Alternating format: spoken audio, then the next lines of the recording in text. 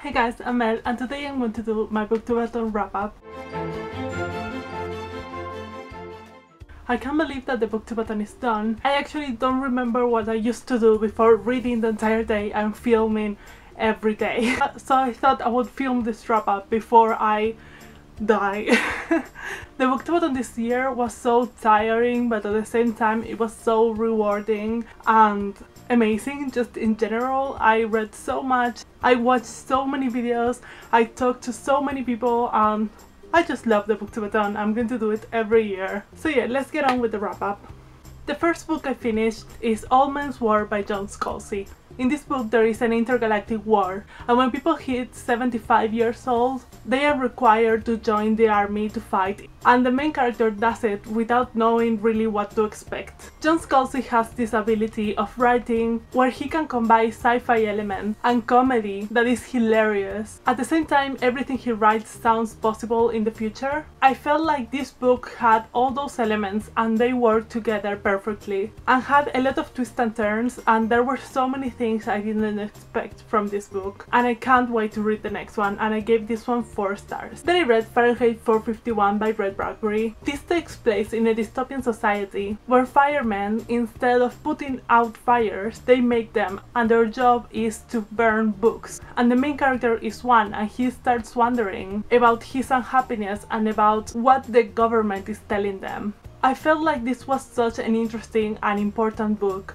Ray Bradbury prose is one of my favorites, that's why he's in this challenge. It was a brilliant portrayal of what a dystopian book should be. I know there are things that I missed because I read it so quickly, so I need to think about it more and I need to analyze it, so I'm going to take this week to do that now that I have time. And I gave this one 4 stars. Then I read Wild Swans by Jessica Spotswood. This is about Ivy, who wants for her summer before her senior year to be amazing. But everything changes when her mom, who abandoned her when she was a little girl, comes back to the town with 2 younger daughters, and she starts forcing Ivy to lie about her identity. This was a very simple story, but at the same time it had a lot of interesting undertones. I loved all of the layers behind a very stereotypical story. Even though I wasn't a big fan of the main character, I thought that the secondary characters were incredibly complex. I also loved that there were characters that were bisexual, that broke stereotypes, that were feminist. It was very immersive, but it didn't have a very deep conversation about the subjects that it brought, so I gave it 3 stars. Then I read Persepolis by Marjane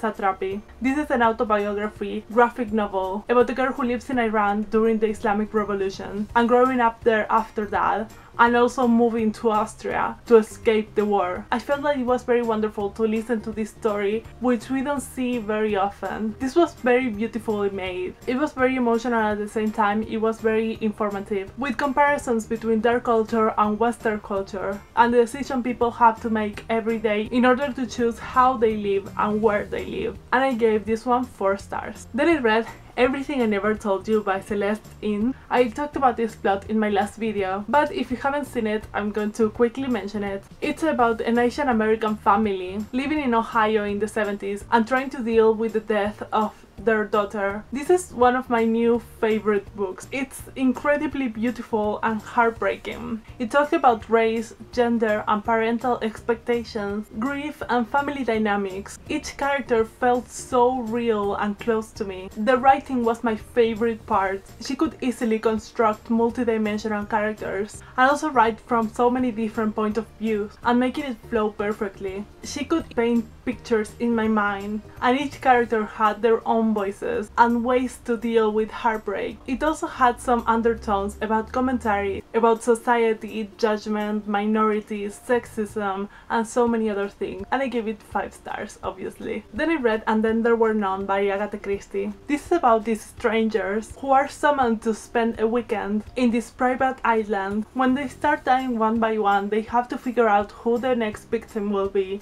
and who is doing that. This was everything I wanted it to be. It was creepy creepy and intriguing and gorgeously written. And the fact that I read it in audiobook made it 10 times creepier. I could definitely see why she is such a proclaimed author. It kept me on edge, it had a thrilling plot and such good pacing that wasn't too fast or too slow. I wasn't very satisfied with the ending, and that's why I gave it 4 stars. Then I finally changed my TBR because I wasn't feeling like I could finish Sleeping Giant, so I wanted to read something that was easy and that I could finish in a couple of hours. So I picked up How We Deal with Gravity by Ginger Scott. This is about a single mother who is taking care of her son who has autism. Then this guy who she was in love with when she was a teenager comes back to town and her feelings start to come back.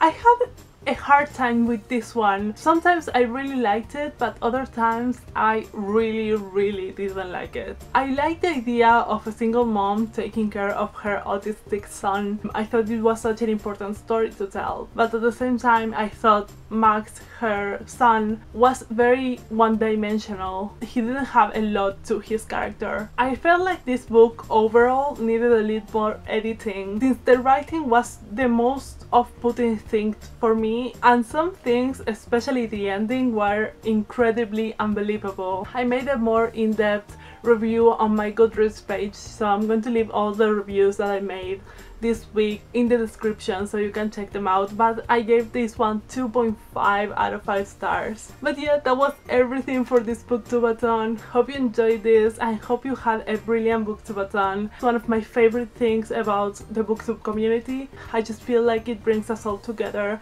and makes us read a lot, to be honest. And yeah, that was everything. Hope you liked this. If you did, subscribe, and I will see you when I see you. Bye!